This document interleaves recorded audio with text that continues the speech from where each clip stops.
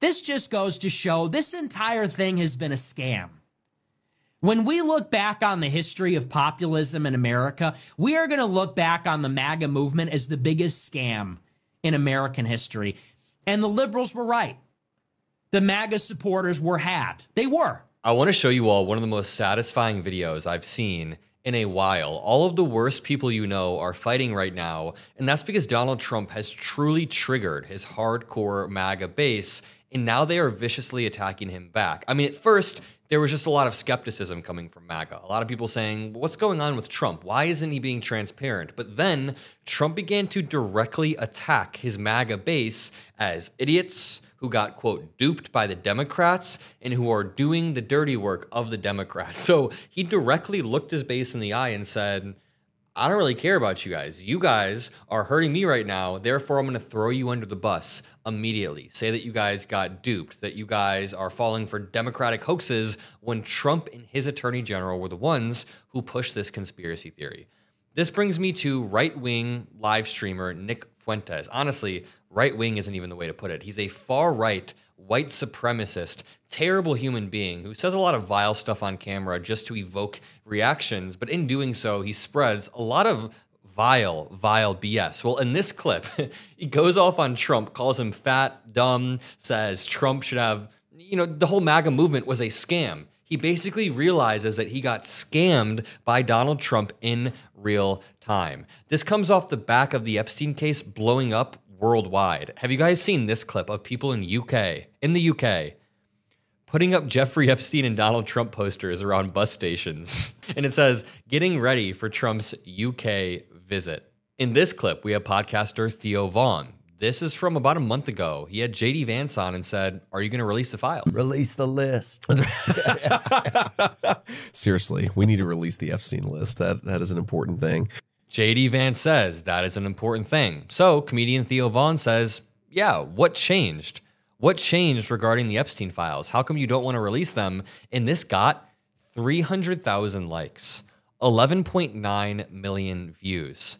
Views don't always matter online. It doesn't always directly translate. But in this day and age, a lot of the attention economy that exists online does translate to in-person beliefs. We've seen people's minds be changed or brainwashed en masse by Twitter and Elon Musk buying it. So these clips getting 12 million views is a huge win, in my opinion. What about this clip of Elon Musk talking about the Epstein files in the most ironic way possible? Take a listen. I think part of why Kamala is getting so much support is that if Trump wins, that Epstein client list is going to become public.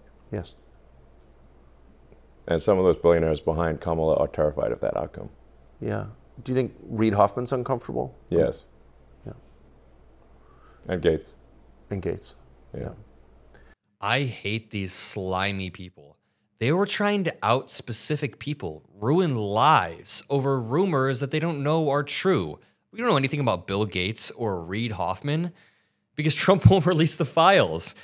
The fact that Elon Musk was using his platform to try to draw conspiracy theories, and you know what pissed me off even more, is seeing Tucker Carlson egg it on. There's like a fake earnestness in the way he says that. He's like, oh, what about Reid Hoffman?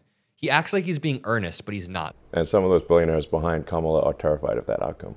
Yeah. Do you think Reid Hoffman's uncomfortable? Yes.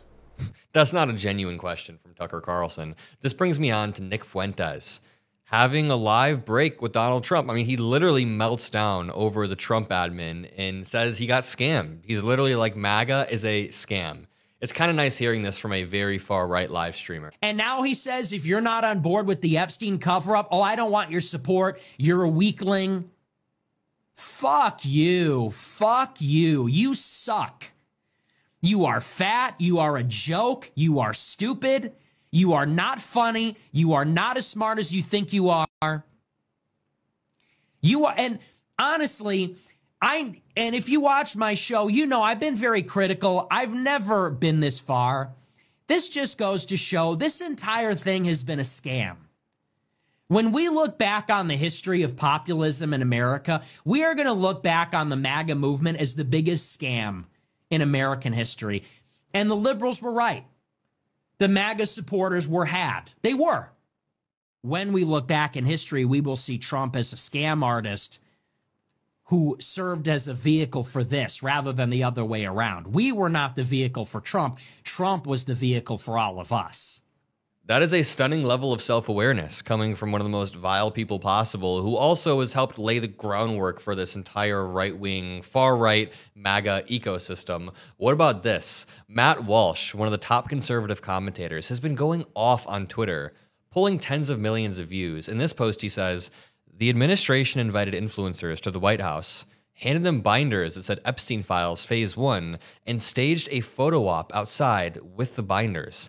Now Trump calls the whole thing a dumb hoax. There is just no way for an honest person to look at that set of facts and come away with the conclusion that the admin is in the right on this issue. Oh, I just realized Elon Musk then responded, what happened to Phase 2? That's a good question. What happened to Phase 2? Now, here's the big risk for Donald Trump. He doesn't need the MAGA fan base for the next election because I personally believe Trump will not be running. I know that him and Steve Bannon talk about this and threaten it a lot, but we already know he has health issues on setting. I think Steve Bannon is largely just saying that as a distraction. But the real risk is Donald Trump losing his core power base.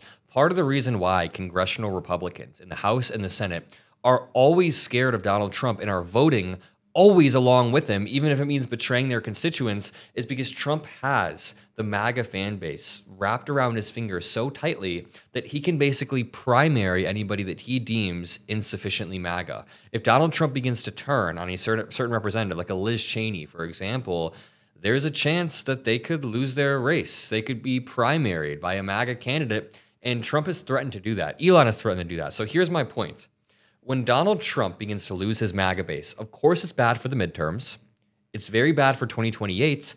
But I think the broad takeaway is that on a day-to-day basis, Trump will lose that dogmatic support he had from every single Republican in Congress. Plus, I think a lot of his most dogmatic followers will really begin to peel off. Or at the very least, will begin to approach this admin with a new level of skepticism. And I know that sounds naive. I'm not talking about like the vast majority of Trump supporters, but there are a lot of voters in this country who voted for Trump, aren't hardcore MAGA, and are going to be more skeptical. Hell, I even have friends from high school, like I said, that voted MAGA. They're posting away about this. And some of them already do seem a bit more skeptical of the administration, or are basically saying, hey, if they're willing to lie to us about something like this, of this scale, then maybe they're lying to us on a daily basis about the minutia. Maybe this entire administration is just delusional and is walking around telling lies because they are out of step with reality. Or rather, Trump is so out of step with reality that the people around him then have to enter his reality. Like, I'm sure Caroline Leavitt, to some extent, knows that she's lying when she goes out there. She's putting on a performance, but Caroline Leavitt still puts on the performance so she can conform with Donald Trump's view of the world, which is really interesting. Like, I'm just thinking about it like this. The entire admin is forced to conform around Donald Trump's delusional reality, and we have to watch Caroline Leavitt embarrass herself to just try to match reality to what Trump said that morning. It's effing embarrassing. Our president is an embarrassment, and I'll continue to cover it every single day. We're working on some really cool projects. I know I keep saying that. We actually are. There's a lot of stuff being built in Chicago that we are working on. It just takes some time. We are still getting the team together. So thank you guys for the support, the patience. I love you all, and peace out.